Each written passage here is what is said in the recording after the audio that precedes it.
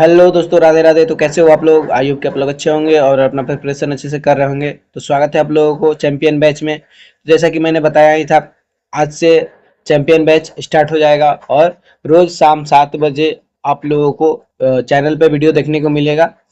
ठीक, तो जिसको नहीं पता है उन सभी को बता दूं, ऑल कॉम्पिटिटिव एग्जाम, ठीक ना, अगर आप एसएससी, रेलवे या फिर स्टेट के कोई भी एग्जाम्स का प्रिपरेशन कर रहे हैं तो उसके लिए आप लोगों के लिए क्या है कि चैंपियन बैच शुरू हो रहा है हमारे चैनल के माध्यम से, जो कि आज से स्टार्ट हो गया है।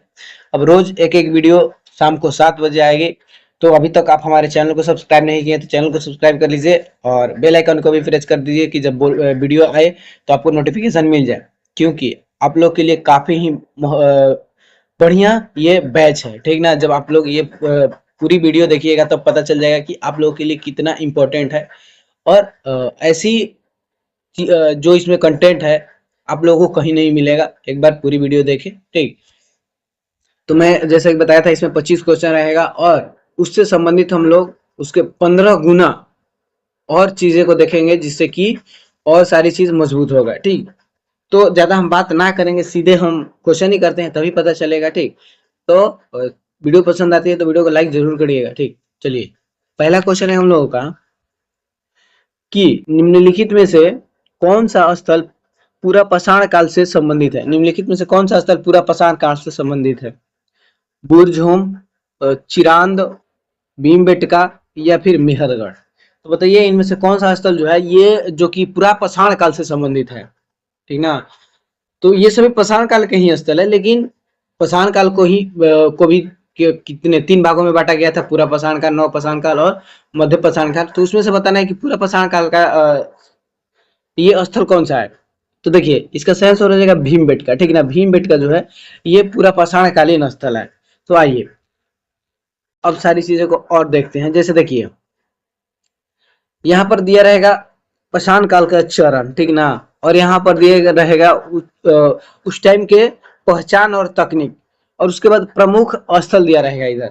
जैसे देखिए, पूरा पाषाण काल बड़े खुरदरे पत्थर के औजार और ये लोग शिकार करते थे। देखिए, पूरा पाषाण काल में क्या होता था, जो उस टाइम के औजार होते थे बड़े पत्थर के बनाए जाते थे और ये लोग शिकार करते थे। उसके बाद देखिए, इस काल के जो स्थल है भीमबेटका, पलवरम और हंसंगी, यहीं से पूरा पाषाण काल के साक्ष्य प्राप्त हुए हैं, यही स्थल से। तो आप लोग स्थल ध्यान रखिएगा, मेन चीज। उसके बाद देखिए, मध्य पाषाण काल से क्या सीखने को मिलता है। तो देखिए, छोटे पत्थर के औजार, माइक्रोलिथ या सूक्ष्म पाषाण काल भी कहा जाता है। देखिए, क्या होता था मध्य पाषाण काल में, तो जो जैसे कि पूरा पाषाण काल में जो हथियार होते थे ये बड़े बड़े पत्थर से बनते थे, लेकिन वही क्या हुआ, मध्य पाषाण काल में औजार छोटे पत्थर से बनने लगे। ठीक ना, तो माइक्रोलिथ एज भी कहा जाता है, क्या बोलते हैं कि मध्य पाषाण काल को। और क्या है कि पशुपालन की शुरुआत भी मध्य पाषाण काल से शुरू हो गया था। अब देखिए, इसके प्रमुख स्थल है बागोरे राजस्थान, आदमगढ़ मध्य प्रदेश। ठीक ना, ये मध्य पाषाण कालीन स्थल है। उसके बाद देखिए, नव पाषाण काल ये पॉलिशदार औजार इस टाइम पे बनने लगे और कृषि की शुरुआत हो गई, पहिए का आविष्कार हो गया और अस्थायी बस्तियां, यानी कि जो लोग इधर उधर घूमते रहते थे, जहां उनको छाया मिल जाती थी वहां ये लोग अपना बसेरा बना लेते थे। लेकिन नव पाषाण काल में क्या हुआ कि ये लोग अस्थायी बस्तियां बनाने लगे, क्योंकि ये लोग कृषि करने लगे थे। तो जाहिर सी बात है, जब ये लोग कृषि करने लग रहे थे तो कृषि के लिए इकट्ठा रहना जरूरी है। तो इन लोगों को सारी भोजन एक जगह पर्याप्त हो जा रही थी, तो इस वजह से ये लोग अस्थायी बंदोबस्त करने लगे, यानी कि अस्थायी बस्तियां ये लोग बसाने लगे। और देखिए, नवपाषाणकालीन स्थल मेहरगढ़ है, बुर्जहोम है और चिरांद, ये सभी क्या है, तो नवपाषाणी कालीन स्थल है, ध्यान रखिएगा। देखिए, अब मेन कोई कोई स्थल होता है जहां से साक्ष्य प्राप्त होते हैं और उसका कौन से स्थान पर वर्तमान स्थान पूछ लेता है, तो उसको हम लोग देखेंगे। जैसे देखिए, चिरांद जो है ये बिहार का एकमात्र नवपाषाण कालीन स्थल है। ठीक ना, बिहार का एकमात्र नवपाषाण कालीन स्थल है चिरांद। तो और यह बिहार के सिवान जिले में स्थित है, और यहाँ से प्रचुर मात्रा में हड्डी के उपकरण मिले हैं, जो मुख्य रूप से हिरण के सींगों से बने हैं। ठीक ना। यहाँ से क्या मिला है, तो प्रचुर मात्रा में हड्डी से बने औजार मिले हैं जो कि मुख्य रूप से हिरन के सींगों से बने हैं, ध्यान रखिएगा। उसके बाद देखिए मेहरगढ़, इन सबसे प्रश्न बनते हैं, ठीक ना। मेहरगढ़ जो कि बलूचिस्तान अभी पाकिस्तान में है, जो कि ये भी नवपाषाण कालीन स्थल है, नवपाषाण कालीन स्थल है मेहरगढ़। और यह भारतीय महाद्वीप में कृषि जैसे कि गेहूं और जौ और पशुपालन का सबसे पहला प्राचीनतम साक्ष्य यहीं से मिला है। तो मेहरगढ़ से क्या मिला है, तो सबसे पहले जो भारत में कृषि शुरू हुआ था गेहूं और जौ का, उसका साक्ष्य मेहरगढ़ से ही मिला है, ठीक ना, ध्यान रखिएगा। और पशुपालन का भी सबसे पहला साक्ष्य मेहरगढ़ से ही मिला है। उसके बाद है बुझम, जो कि जम्मू कश्मीर में है, बुझम जम्मू कश्मीर, ये भी नवपाषाण कालीन स्थल है, नवपाषाण कालीन स्थल है।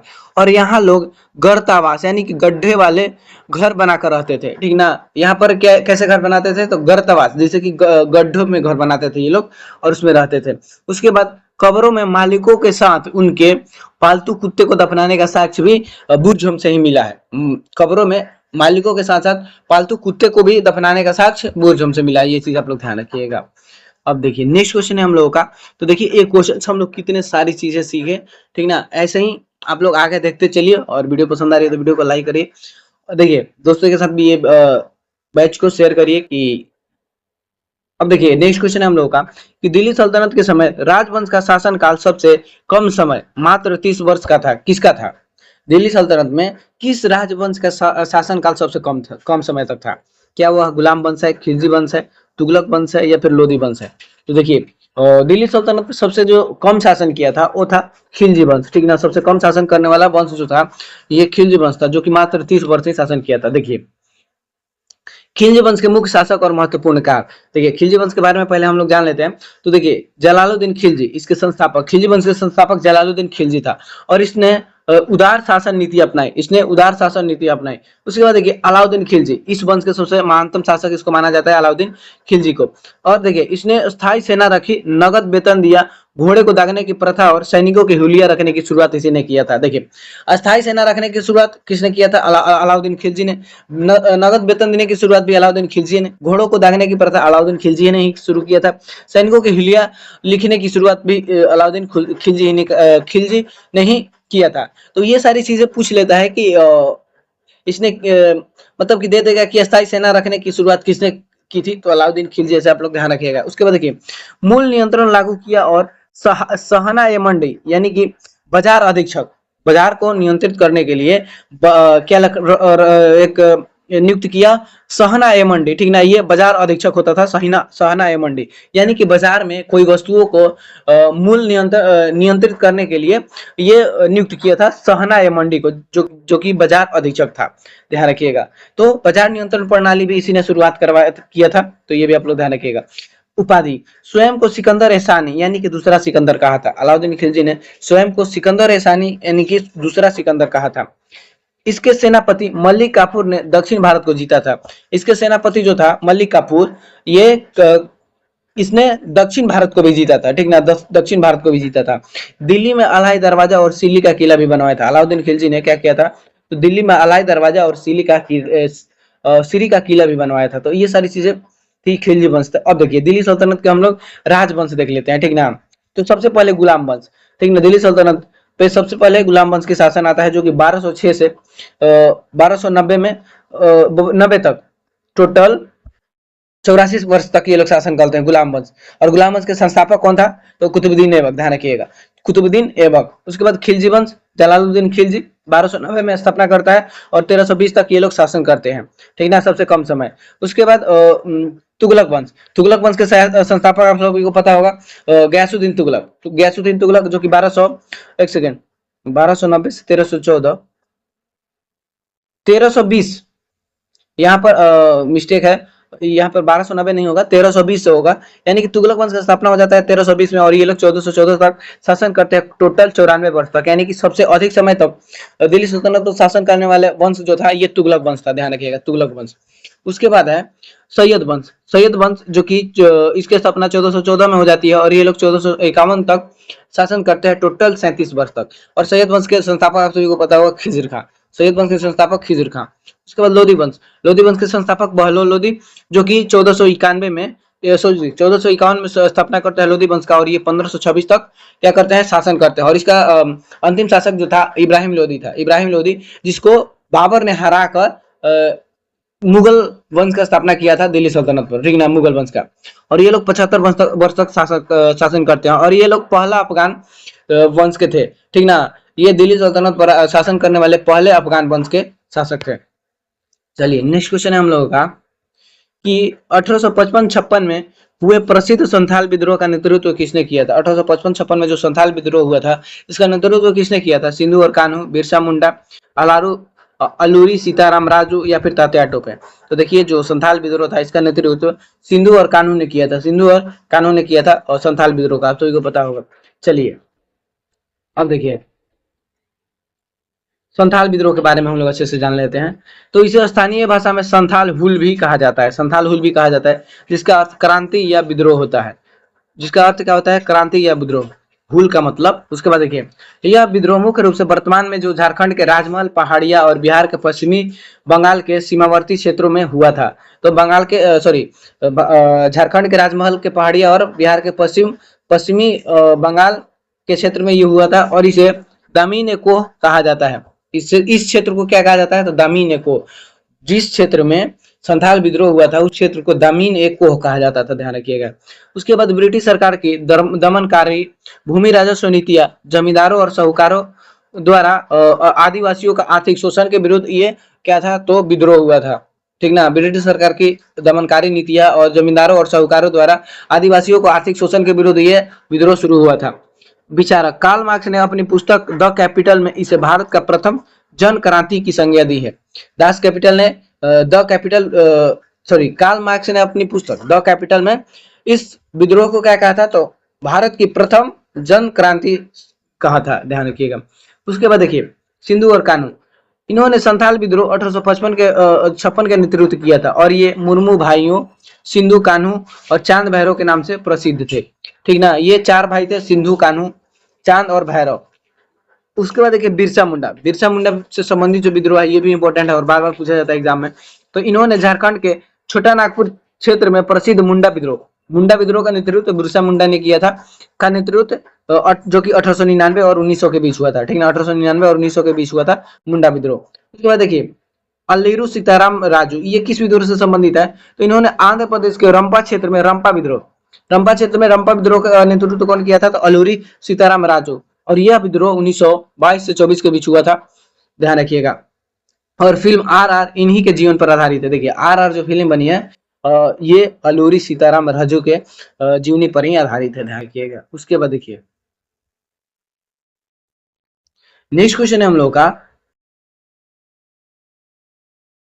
नेक्स्ट क्वेश्चन है कि महात्मा गांधी ने किस एकमात्र गोलमेज सम्मेलन में भाग लिया था। महात्मा गांधी ने किस एकमात्र गोलमेज सम्मेलन में भाग लिया था। प्रथम गोलमेज सम्मेलन, द्वितीय गोलमेज सम्मेलन, तृतीय गोलमेज सम्मेलन, या उपयुक्त में से सभी। तो बताइए महात्मा गांधी जो गोलमेज सम्मेलन में भाग लिए थे, मात्र एक ही गोलमेज सम्मेलन में ये भाग लिए थे, तो वो कौन सा गोलमेज सम्मेलन है, तो ध्यान रखिएगा यह द्वितीय गोलमेज सम्मेलन है, ठीक ना। महात्मा गांधी ने एकमात्र द्वितीय गोलमेज सम्मेलन में भाग लिया था। अब देखिए गोलमेज सम्मेलन से संबंधित सारी चीजें हम लोग देख लेते हैं। तो प्रथम गोलमेज सम्मेलन जो कि इसका आयोजन 1930 में हुआ था, प्रथम गोलमेज सम्मेलन का आयोजन 1930 में हुआ था। कांग्रेस ने इसका बहिष्कार किया और यह सम्मेलन पूरी तरह से विफल रहा। कांग्रेस ने इसका बहिष्कार किया था, क्यों, तो गांधी जी सविनय अवज्ञा आंदोलन के कारण जेल में थे, ठीक ना। इस गोलमेज सम्मेलन के समय गांधी जी सविनय अवज्ञा आंदोलन के कारण क्या थे, तो जेल में थे, और कांग्रेस ने इसका बहिष्कार भी किया था। और देखिए द्वितीय गोलमेज सम्मेलन जो कि 1931 में इसका आयोजन होता है, द्वितीय गोलमेज सम्मेलन 1931 में आयोजन होता है, और गांधी इरविन समझौते के बाद गांधी जी कांग्रेस के एकमात्र प्रतिनिधि के रूप में एस राजपूताना जहाज से लंदन पहुंचे, और महिलाओं का प्रतिनिधित्व सरोजिनी नायडू ने किया। तो देखिए द्वितीय गोलमेज सम्मेलन काफी इंपॉर्टेंट हो जाता है। तो गांधी इरविन जो समझौता हुआ था उसी के बाद गांधी जी को मतलब कि इस समझौते के बाद गांधी जी इस सम्मेलन में भाग लेने के लिए माने थे, ठीक ना। उसके बाद ये एस राजपूताना से लंदन जाते हैं, ठीक ना, लंदन जाते हैं, जहां पर कि ये आयोजन हुआ था लंदन में ही गोलमेज सम्मेलन का। तो ये भाग लेते हैं। और इस आंदोलन सम्मेलन में महिलाओं के नेतृत्व प्रतिनिधित्व कौन किया था? तो सरोजिनी नायडू ने, ठीक ना। द्वितीय गोलमेज सम्मेलन में ध्यान रखिएगा, महिलाओं का प्रतिनिधित्व कौन किया था? तो सरोजिनी नायडू ने किया था। उसके बाद देखिए तृतीय गोलमेज सम्मेलन जो कि 1932 में इसका आयोजन हुआ था, तृतीय गोलमेज सम्मेलन का कांग्रेस ने फिर से इसका बहिष्कार किया। तो तृतीय गोलमेज सम्मेलन का भी कांग्रेस बहिष्कार किया था। इसके बाद ब्रिटिश सरकार ने भारत सरकार अधिनियम 1935 का आधार तैयार किया। देखिए तृतीय गोलमेज सम्मेलन के अनुसार ही क्या किया था ब्रिटिश सरकार ने? भारत सरकार अधिनियम 1935 का आधार तैयार किया था। अब देखिए मेन चीज अब आता है, तो तीनों सम्मेलनों में भाग लेने वाले नेता, डॉक्टर अंबेडकर और तेज बहादुर सप्रू थे, जो कि तीनों सम्मेलन में भाग लिए थे। तो मेन क्वेश्चन ये बनता है कि प्रथम मतलब कि कौन से गोलमेज सम्मेलन में गांधी जी ने भाग लिया था। उसके बाद पूछता है कि कौन वो व्यक्ति है जो कि तीनों गोलमेज सम्मेलन में भाग लिया था। तो भीमराव अंबेडकर आप लोग मेनली ध्यान रखिएगा। और द्वितीय गोलमेज सम्मेलन में डॉक्टर अंबेडकर ने दलितों के लिए पृथक निर्वाचन मंडल की मांग की थी, ये भी इंपॉर्टेंट है। द्वितीय गोलमेज सम्मेलन में गांधी जी से ये क्या मांग किए थे? तो अंबेडकर क्या बोलते हैं कि दलितों के लिए अलग पृथक निर्वाचन मंडल का मांग की थी, और गांधी जी इसके खिलाफ थे।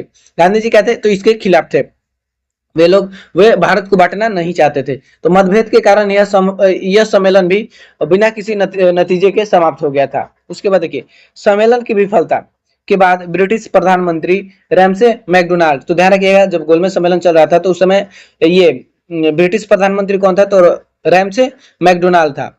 और ये सांप्रदायिक पंचायत की घोषणा की, सांप्रदायिक पंचायत की घोषणा करता है कौन? तो रैमसे मैकडोनाल्ड ने, जिसके विरोध में गांधी जी ने यरवदा जेल में आमरण अनशन किया, ठीक ना। ये भूख मतलब कि ये जेल में खाना पीना सब छोड़ दिए थे। और अंततः गांधी अम्बेडकर के बीच ऐतिहासिक पुणे समझौता हुआ। मतलब कि ये सांप्रदायिक पंचायत की घोषणा जब हुआ था तो गांधी जी चाहते थे कि ये दलित अलग ना हो, ठीक ना, जैसे कि भारत का इसमें विभाजन हो रहा था, तो उसके लिए आंदोलन किए ये सांप्रदायिक पंचायत के विरुद्ध। कौन? गांधी जी, जो कि इसको क्या कहा जाता है? आमरण अनशन। इसमें ये यरवदा जेल में इस टाइम पे थे, तो ये खाना पीना सब त्याग दिए थे। उसके बाद गांधी जी और ये अंबेडकर के बीच क्या हुआ जाता है होता है तो समझौता कराया जाता है, जिसे कि पूना समझौता या फिर पूना पैक्ट कहा जाता है, ठीक ना। ये समझौता हुआ था गांधी जी और अंबेडकर के बीच, तो काफी इंपॉर्टेंट है, ये भी आप लोग ध्यान रखिएगा। नेक्स्ट क्वेश्चन है हम लोगों का कि महाराष्ट्र में सार्वजनिक गणपति उत्सव की शुरुआत किसने करवाई थी? महाराष्ट्र में सार्वजनिक गणपति उत्सव की शुरुआत किसने करवाई थी? छत्रपति शिवाजी महाराज, बाल गंगाधर तिलक, गोपाल कृष्ण गोखले या फिर राजा राम मोहन राय? तो बताइए महाराष्ट्र में सार्वजनिक गणपति उत्सव की शुरुआत किसने करवाई थी? तो बाल गंगाधर तिलक ने, ध्यान रखिएगा, बाल गंगाधर तिलक ने। अब देखिए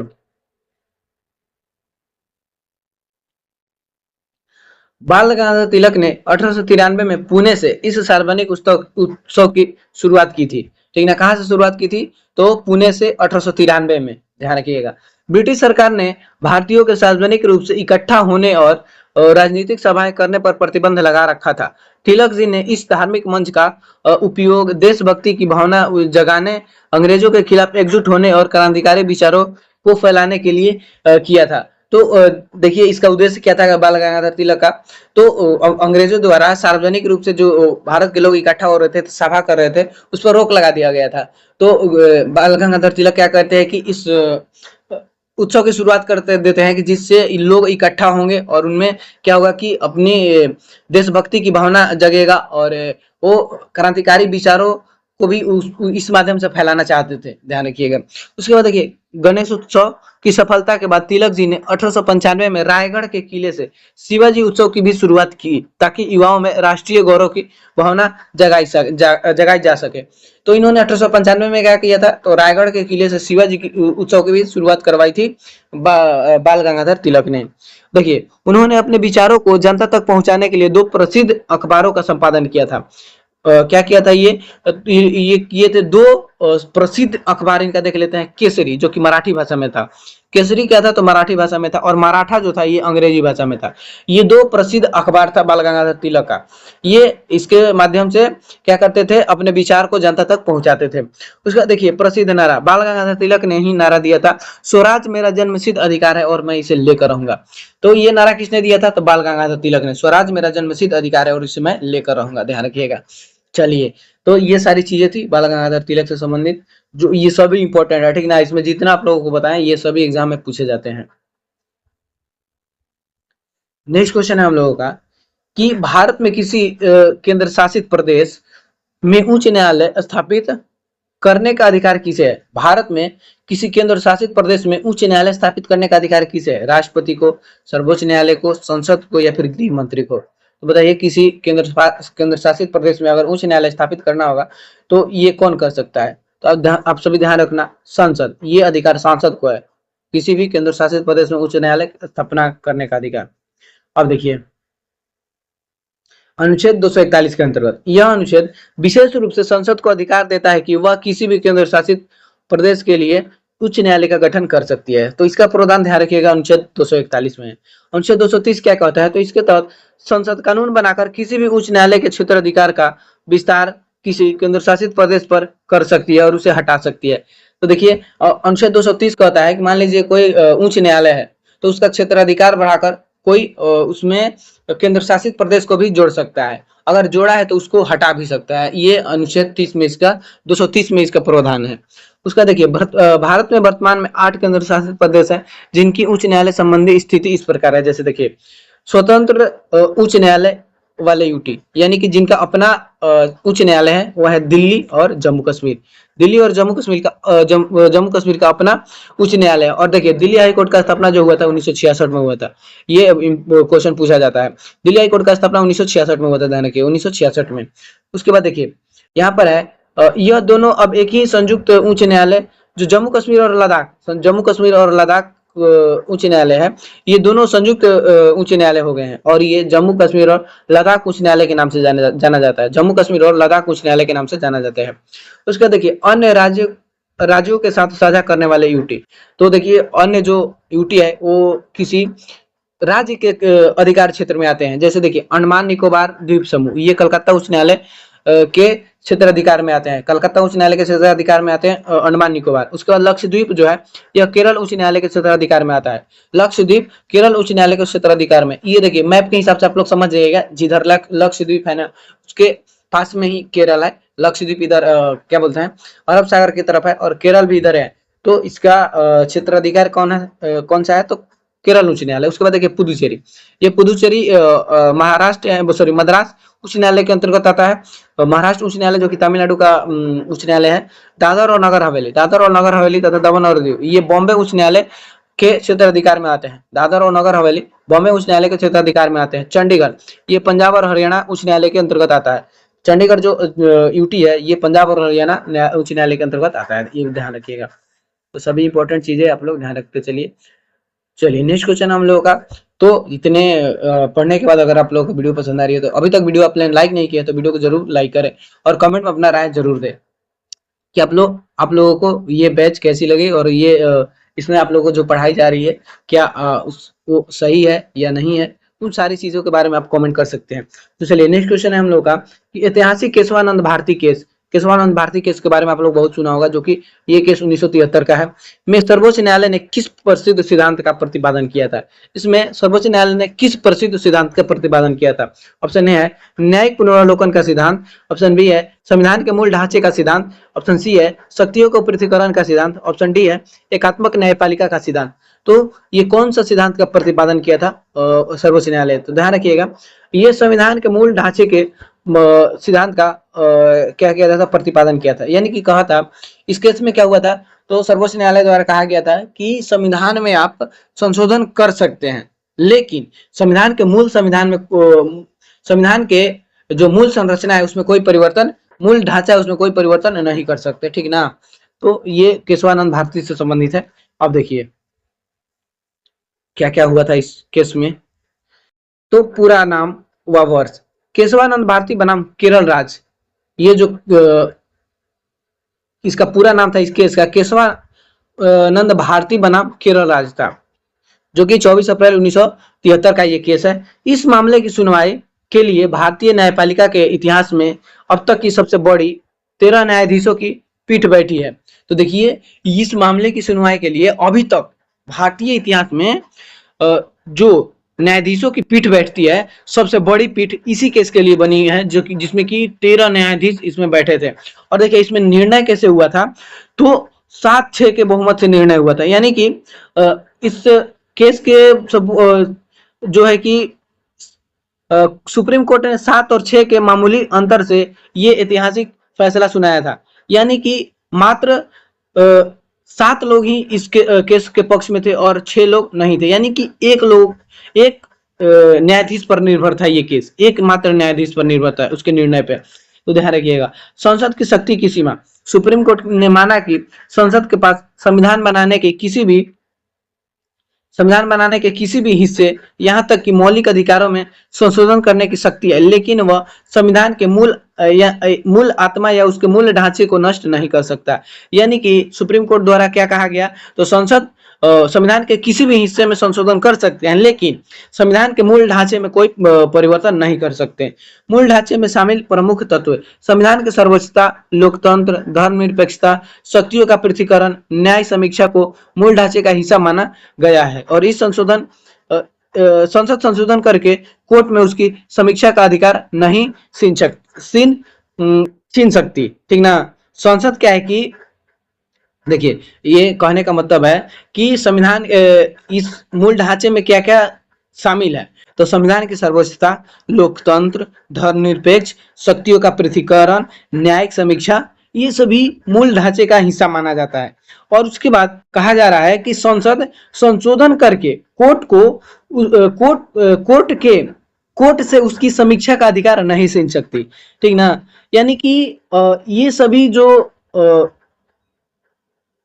तत्व है, जैसे संविधान की सर्वोच्चता, लोकतंत्र, धर्मनिरपेक्षता, शक्तियों का पृथक्करण और न्याय समीक्षा, इस पर समीक्षा करने का अधिकार कोर्ट को है, लेकिन उस अधिकार को संसद नहीं छीन सकती कि आप संशोधन करके ये अधिकार ही छीन लो सर्वोच्च न्यायालय से। ठीक ना। तो ये सारी चीजें इस केस में क्लियर किया गया था। उसके बाद देखिए, एक और फेमस केस था गोलकनाथ केस, जो कि 1967 का था। ये गोलकनाथ केस जो था, ये 1967 का था। इसमें देखिए क्या क्या हुआ था। तो 1967 के गोलकनाथ केस में कोर्ट ने कहा था कि संसद मौलिक अधिकार में कोई कटौती या बदलाव नहीं कर सकती। यानी कि गोलकनाथ केस में कोर्ट ने कहा था कि मौलिक अधिकार में कोई बदलाव नहीं किया जा सकता, लेकिन केशवानंद केस कोर्ट में अपना पिछला फैसला बदल दिया और कोर्ट ने कहा कि संसद मौलिक अधिकारों को बदल सकती है, बशर्ते उससे संविधान का मूल ढांचा नष्ट ना हो। ठीक ना। उसके बाद ये केशवानंद केस में कोर्ट ने अपना फैसला बदल देता है। ठीक ना। और गोलकनाथ केस में बोला था कि मौलिक अधिकार में कोई संशोधन नहीं होगा, लेकिन उसके बाद जो केशवानंद भारती केस होता है, उसमें ये फैसला अपना बदल लेती है कोर्ट। ध्यान रखिएगा। चलिए, नेक्स्ट क्वेश्चन है हम लोग का कि वर्तमान में संपत्ति का अधिकार भारतीय संविधान के तहत किस प्रकार का अधिकार है। वर्तमान में जो संपत्ति का अधिकार है, आप सभी को पता ही है, जो संपत्ति का अधिकार था पहले मौलिक अधिकार था, तो इसको अभी ये किस प्रकार का अधिकार बना दिया गया है। क्या यह मौलिक अधिकार है, या कानूनी या विधिक अधिकार है, या प्राकृतिक अधिकार है, या उपयुक्त में से कोई नहीं है। तो आप सभी को पता ही होगा, जो मौलिक अधिकार ये था पहले, तो इससे सरकार को काफी सारे प्रॉब्लम होती थी, तो इस वजह से इसे कानूनी अधिकार बना दिया गया, यानी कि विधिक अधिकार इसको बना दिया गया। क्या संपत्ति का अधिकार को ध्यान रखिएगा। अब देखिए, मूल संविधान में संपत्ति का अधिकार एक मौलिक अधिकार था। संपत्ति का अधिकार एक मौलिक अधिकार था, जैसा कि मैंने बताया। इसे 2 अनुच्छेद में रखा गया था। अनुच्छेद 19 के 1F में, और जिसे कि संपत्ति खरीदने और बेचने की स्वतंत्रता। 1F में क्या था, तो संपत्ति को खरीदने और बेचने की स्वतंत्रता। और अनुच्छेद 31 में क्या था, तो संसद द्वारा संपत्ति के अधिग्रहण के खिलाफ सुरक्षा। यानी संसद द्वारा कोई संपत्ति को लिया जाता है तो उसकी सुरक्षा का अधिकार था इस अनुच्छेद 31 में। अब देखिए, इसमें वर्तमान में क्या है, तो अब केवल एक कानूनी या विधिक अधिकार है। इसे संविधान के भाग 12 के तहत अनुच्छेद 301 में शामिल किया गया है। तो इसको अब विधि का अधिकार बना दिया गया और इसको संविधान के भाग 12 के तहत अनुच्छेद 300 ए में जोड़ दिया गया है। उसके बाद देखिए इसके लिए कौन सा संशोधन किया गया था, तो मोरारजी देसाई की जनता पार्टी सरकार द्वारा 1978 में 44वें संविधान संशोधन कानून के जरिए संपत्ति के अधिकार को मौलिक अधिकार की सूची से पूरी तरह से हटा दिया गया था। तो देखिए इसको मौलिक अधिकार से विधि का अधिकार बनाने के लिए 44वां संविधान संशोधन 1978 में किया गया था। बदलाव का कारण, आजादी के बाद जब सरकार विकास कार्यों जैसे सड़क, बांध, रेलवे लाइन के लिए जमीन अधिग्रहित करती थी तो लोग अपने मौलिक अधिकार का उल्लंघन का दावा करके सीधे सुप्रीम कोर्ट चले जाते थे। इससे विकास कार्य रुक जाते थे। इस समस्या को हल करने के लिए इसे कानूनी अधिकार बनाया गया। जैसा कि मैंने बताया कि सरकार को इससे काफी सारी प्रॉब्लम आ रही थी, जैसे कि मान लो कहीं से सड़क निकालना है, ठीक ना, और किसी निजी व्यक्ति का वहां पर जमीन है, तो वो व्यक्ति क्या करता था कि अपने मौलिक अधिकार का उल्लंघन को लेकर कोर्ट चला जाता था, सुप्रीम कोर्ट, कि मेरा संपत्ति है, मैं नहीं दूंगा। तो इस वजह से जो है कि देश के विकास कार्य में बाधा बन रहा था, तो इसको विधि का अधिकार बना दिया गया। चलिए नेक्स्ट क्वेश्चन है हम लोगों का कि भारतीय संविधान के किस अनुच्छेद के तहत राष्ट्रीय आपातकाल की घोषणा की जाती है। भारतीय संविधान के किस अनुच्छेद के तहत राष्ट्रीय आपातकाल की घोषणा की जाती है। अनुच्छेद 352, अनुच्छेद 356, अनुच्छेद 360 या अनुच्छेद 368। तो आप सभी को पता होगा राष्ट्रीय आपातकाल की घोषणा किस अनुच्छेद के तहत की जाती है। जैसा कि आप लोगों को बता दो, तीन प्रकार का राष्ट्रीय आपातकाल है। तीन प्रकार का आपातकाल है, एक राष्ट्रीय आपातकाल, एक राष्ट्रपति शासन है और एक वित्तीय आपातकाल। तो जो राष्ट्रीय आपातकाल है ये अनुच्छेद 52 के तहत आता है और राष्ट्रपति शासन अनुच्छेद 56 के तहत आता है और वित्तीय आपातकाल अनुच्छेद 360 के तहत आता है। और अनुच्छेद 368 में आप सभी को पता होगा संविधान संशोधन से संबंधित है 368। उसके बाद देखिए, हाँ देखिए 352 जो राष्ट्रीय आपातकाल लगता है किस बेस पे लगता है, तो युद्ध, विदेशी हमला या सशस्त्र विद्रोह पर राष्ट्रीय आपातकाल लगाया जाता है।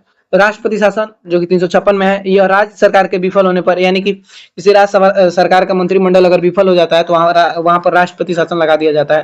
अनुच्छेद 360 यह वित्तीय आपातकाल है। यह आर्थिक संकट, यानी कि भारत में अगर आर्थिक संकट आती है देश पर तो ये वित्तीय आपातकाल लगाया जाता है और यह भारत में कभी भी नहीं लगा है, ठीक ना। आर्थिक संकट कभी नहीं आया, यानी कि वित्तीय आपातकाल कभी नहीं लगा। और अनुच्छेद 367 संविधान से संबंधित है, जैसे मैंने बताया। अब देखिए अब तक कब कब लगा है राष्ट्रीय आपातकाल। तो देखिए एक 1962 में राष्ट्रीय आपातकाल लगा था। भारत चीन युद्ध के समय 1962 में राष्ट्रीय आपातकाल लगा था। उसके बाद 1971 में भारत पाकिस्तान युद्ध के समय लगा था। उसके बाद 1975 में इंदिरा गांधी सरकार द्वारा आंतरिक अशांति के आधार पर लगाया गया था। 1975 में इंदिरा गांधी सरकार द्वारा लगाया गया था। उसका देखिए राष्ट्रीय आपातकाल के मुख्य तथ्य, मंजूरी इसकी कैसे मिलती है, तो कैबिनेट की लिखित सलाह पर राष्ट्रपति लगाते हैं, यानी कि कैबिनेट की अगर लिखित सलाह की रिपोर्ट जाती है किसके पास, राष्ट्रपति के पास, तो ये राष्ट्रीय आपातकाल लगाते हैं। और संसद से 1 महीने के भीतर पास होना जरूरी है। संसद से 1 महीने के भीतर पास होना जरूरी है, ध्यान रखिएगा। और एक बार पास होने के बाद 6 महीने तक लागू रहता है। अगर एक बार ये कानून पास हो जाता है तो 6 महीने तक लागू रहता है और इसे आगे अनिश्चित काल तक बढ़ाया जा सकता है, ठीक ना। इसे आगे अनिश्चित काल तक बढ़ाया जा सकता है। मौलिक अधिकारों पर असर, देखिए जब राष्ट्रीय आपातकाल लगता है तो आपातकाल में अनुच्छेद 20 और 21, यानी कि जो जीने का अधिकार है ये कभी निलंबित नहीं होता है, ध्यान रखिएगा। मौलिक अधिकार 20 और 21 जो है ये राष्ट्रीय आपातकाल लगने पर निलंबित नहीं होता, बाकी सभी निलंबित हो जाते हैं। बाकी सभी मौलिक अधिकार निलंबित हो जाते हैं, ध्यान रखिएगा। बाकी सभी मौलिक अधिकार निलंबित हो जाते हैं राष्ट्रीय आपातकाल लगने पर। उसके बाद देखिए नेक्स्ट क्वेश्चन है हम लोगों का, भारत के राष्ट्रपति को पद और गोपनीयता का शपथ कौन दिलाता है। भारत के राष्ट्रपति को पद और गोपनीयता का शपथ कौन दिलाता है, उपराष्ट्रपति, भारत के मुख्य न्यायाधीश, लोकसभा अध्यक्ष या फिर प्रधानमंत्री। तो आप सभी को पता होगा राष्ट्रपति के पद की शपथ कौन दिलाता है, तो भारत के मुख्य न्यायाधीश, ध्यान रखिएगा। अब देखिए राष्ट्रपति की शपथ का प्रारूप भारतीय संविधान के अनुच्छेद 60 में दिया गया है। तो राष्ट्रपति की शपथ किसमें है, तो अनुच्छेद 60 में है, जो कि मुख्य न्यायाधीश दिलाता है, ध्यान रखिएगा, ये सर्वोच्च न्यायालय के। अब यहाँ पर देखिए पोस्ट दिया है, यानी कि पद है, शपथ कौन दिलाता है और त्याग पत्र किसे देते हैं? तो राष्ट्रपति को शपथ मुख्य न्यायाधीश दिलाता है, और ये अपना त्याग पत्र उपराष्ट्रपति को देते हैं। उपराष्ट्रपति को शपथ राष्ट्रपति दिलाते हैं और ये अपने त्याग पत्र राष्ट्रपति को देते हैं। प्रधानमंत्री को शपथ राष्ट्रपति दिलाते हैं और ये अपना त्याग पत्र राष्ट्रपति को ही देते हैं। लोकसभा अध्यक्ष, लोकसभा अध्यक्ष का शपथ देखिए, सदस्य के रूप में पहले ही ले चुके होते हैं, अध्यक्ष पद की अलग से कोई शपथ नहीं होती है। यानी कि देखिए, जब नई लोकसभा का गठन होता है, तो मान लीजिए किसी का सरकार बना, तो वो सभी सदस्य क्या करते हैं कि संसद में एक जो क्या बोलते हैं उसको, प्रोटेम स्पीकर चुना जाता है, जो कि उस संसद के सबसे बुजुर्ग व्यक्ति होते हैं। तो उनको चुनकर सभी वो क्या करते हैं कि सदस्य को शपथ दिलाते हैं। तो फिर उसके बाद क्या होता है कि अब जब लोकसभा अध्यक्ष का गठन होता है, यानी कि नियुक्त किया जाता है, तो वो अलग से कोई शपथ नहीं लेते हैं लोकसभा अध्यक्ष, यानी कि वो पहले ही शपथ ले चुके होते हैं। और लोकसभा अपना त्याग पत्र उपाध्यक्ष को देते हैं। लोकसभा के अध्यक्ष जो होते हैं वो अपना त्याग पत्र उपाध्यक्ष को देते हैं, ध्यान रखिएगा। उसके बाद नेक्स्ट क्वेश्चन है हम लोग का, निम्नलिखित में से कौन सी नदी ब्रह्मपुत्र नदी की सहायक नदी है? निम्न में से कौन सी नदी जो है ब्रह्मपुत्र नदी की सहायक नदी है? अलकनंदा या फिर सुबनसिरी? तो देखिए, जो ब्रह्मपुत्र नदी की सहायक नदी है ये सुबनसिरी है। सुबनसिरी ब्रह्मपुत्र नदी की सहायक नदी है। अब देखिए, ब्रह्मपुत्र नदी से संबंधित सारी चीजें हम लोग देखते हैं। तो देखिए, ब्रह्मपुत्र नदी का उद्गम जो होता है ये तिब्बत के मानसरोवर झील के पास चोमायुंगडुंग ग्लेशियर से होता है। ठीक ना, ब्रह्मपुत्र नदी का उद्गम तिब्बत के मानसरोवर झील के पास चोमायुंगडुंग ग्लेशियर से होता है। अब देखिए, इसका विभिन्न नाम, तिब्बत में इसको सांगपो कहा जाता है, तिब्बत में इसको सांगपो, अरुणाचल प्रदेश में दिहांग दिहांग या सियांग, अरुणाचल प्रदेश में इसे दिहांग या सियांग कहा जाता है, असम में इसे ब्रह्मपुत्र कहा जाता है, असम में इसे ब्रह्मपुत्र कहा जाता है, बांग्लादेश में इसे जमुना कहा जाता है। तो इन नामों से जाना जाता है ब्रह्मपुत्र नदी को। उसका देखिए, ब्रह्मपुत्र की अन्य प्रमुख सहायक नदियां, देखिए, दाहिने तट से मिलने वाली नदी, दाहिनी तट से मिलने वाली नदी, देखिए कभी क्वेश्चन बनता है कि ब्रह्मपुत्र की दाएं ओर से मिलने वाली सहायक नदी, बाएं ओर से मिलने वाली सहायक नदी। तो देखिए, दाहिने तट से मिलने वाली नदी कौन कौन है? तो सुबनसिरी है, कामेंग है, मानस है, तिस्ता है। सुबनसिरी, कामेंग, मानस, तिस्ता। उसके बाद बाएं तट से मिलने वाली सहायक नदी दिबांग है, लोहित है, धनसिरी है, कोपिली है। ठीक ना, ये बाएं तट से मिलने वाली नदी है। तो ध्यान रखिएगा, दाएं से सुबनसिरी, कामेंग, मानस, तिस्ता, बाएं से दिबांग, लोहित, धनसिरी, कोपिली। चलिए, नेक्स्ट क्वेश्चन है हम लोगों का कि पर्यावरण में ओजोन छिद्र का वास्तविक अर्थ क्या है? पर्यावरण में ओजोन छिद्र का वास्तविक अर्थ क्या है? ओजोन परत का में बड़ा गड्ढा होना, ओजोन परत की मोटाई कम होना, ओजोन गैस का नष्ट हो जाना, क्षोभ मंडल में ओजोन का बढ़ना। तो ओजोन छिद्र का वास्तविक अर्थ क्या है, आप सभी को पता होगा। तो देखिए, जब ओजोन छिद्र आप लोग सुने होंगे कि ओजोन अंटार्कटिका में ओजोन छिद्र देखने को मिले, तो दरअसल ये होता क्या है? तो ओजोन परत जो है ना, ओजोन परत जो कि समताप मंडल में पाया जाता है, इसमें मोटाई कम हो जाता है, ओजोन परत की मोटाई जो है ये कम हो जाता है, तो इसी को ओजोन छिद्र कहा जाता है। और आप सभी को पता है ओजोन जो परत है ये पृथ्वी के लिए कितना इंपॉर्टेंट है, यानी कि जो सूर्य से पराबैंगनी किरण जो आती है उसको डायरेक्ट ये पृथ्वी पर आने नहीं देता है। ठीक ना, अगर डायरेक्ट किरण पृथ्वी पर आती तो उससे आप लोगों को बता दूं, त्वचा का कैंसर होता है। ठीक ना, तो ओजोन परत इसके, और ये क्लोरोफ्लोरोकार्बन से ये नष्ट होता है। ओजोन परत किससे नष्ट होता है? तो क्लोरोफ्लोरोकार्बन से इसकी मोटाई कम होती है, ध्यान रखिएगा। अब देखिए, यहाँ पर सारी चीजें दिया हुआ है वैसे ओजोन परत के मामले में। तो यह समताप मंडल में पाया जाता है, ध्यान रखिएगा, समताप मंडल में पाया जाता है। और यह लगभग धरातल से लगभग 15 से 35 किलोमीटर ऊंचाई पर पाई जाती है। ठीक ना, ये हम लोग की पृथ्वी से लगभग 15 से 35 किलोमीटर की ऊंचाई पर पाई जाती है। और यह सूर्य से आने वाली पराबैंगनी किरण, जैसा कि बताइए, पराबैंगनी किरण को क्या करती है? सोख लेती है, और ये डायरेक्ट पृथ्वी पर नहीं आने देती है। और इससे क्या होता है? पराबैंगनी किरण से त्वचा का कैंसर, मोतियाबिंद जैसी बीमारी हो सकती है। ओजोन परत की मोटाई डॉप्सन से मापी जाती है, ध्यान रखिएगा। ओजोन परत की इकाई जो है ये डॉप्सन से मापी जाती है, इसकी मोटाई, ध्यान रखिएगा। ओजोन परत को सबसे ज्यादा नुकसान क्लोरोफ्लोरोकार्बन से होता है। सबसे ज्यादा जो नुकसान होता है CFC, जिसे क्लोरोफ्लोरोकार्बन, जो कि फ्रिज और एसी से निकलता है, फ्रिज और एसी से निकलता है क्लोरोफ्लोरोकार्बन। अब देखिए, ओजोन परत के संरक्षण के लिए 16 सितंबर 1987 को, ओजोन परत के संरक्षण के लिए 16 सितंबर 1987 को क्या होता है? तो मॉन्ट्रियल प्रोटोकॉल किया जाता है। ठीक ना, मॉन्ट्रियल प्रोटोकॉल, यह एक क्या था? एक मीटिंग था, समझौता था, सभी देश मिलकर क्या कि ओजोन परत को बचाना है। इसके लिए जो कि वैसे फ्रिज और एसी का यूज करना है जिससे कि क्लोरोफ्लोरोकार्बन ना निकले, ठीक ना। और हर साल 16 सितंबर को विश्व ओजोन दिवस के रूप में भी मनाया जाता है। जिस दिन ये मॉन्ट्रियल प्रोटोकॉल हुआ था उसी दिन क्या किया जाता है, तो विश्व ओजोन दिवस मनाया जाता है। 1980 के दशक में सबसे पहले अंटार्कटिका दक्षिणी ध्रुव के ऊपर ओजोन परत के अत्यधिक पतले होने की खोज की थी। जैसा कि मैंने बताया, अंटार्कटिका के ऊपर ओजोन परत की छिद्र को देखा गया है, यानी कि वहां पर ओजोन परत जो है वो काफी पतली हो गई है। अब देखिए नेक्स्ट क्वेश्चन है हम लोगों का, प्राथमिक स्तर पर मातृभाषा में शिक्षा देने का अधिकार संविधान के किस अनुच्छेद में वर्णित है? प्राथमिक स्तर पर यानी कि प्राइमरी स्कूलों में शिक्षा देने का अधिकार, यानी कि उस क्षेत्र की मातृभाषा के में शिक्षा देने का अधिकार संविधान के किस अनुच्छेद में वर्णित है? अनुच्छेद 21 के, अनुच्छेद 45, अनुच्छेद 350 का ए, अनुच्छेद 351। तो देखिए ये जो अधिकार है ये अनुच्छेद 350 के ए में है, अनुच्छेद 350 के ए में है, ध्यान रखिएगा। अब देखिए तो अनुच्छेद 350 के ए में क्या है, तो यह अनुच्छेद प्राथमिक स्तर पर भाषाई अल्पसंख्यक वर्गों के बच्चों को उनकी मातृभाषा में शिक्षा प्राप्त करने के लिए पर्याप्त सुविधाएं प्रदान करने का निर्देश देता है, ध्यान रखिएगा। और यह प्रावधान 7वें संविधान संशोधन अधिनियम 1956 द्वारा जोड़ा गया था। यह प्रावधान किसके द्वारा जोड़ा गया था, तो इसके लिए 7वां संविधान संशोधन किया गया था 1956 में, ध्यान रखिएगा।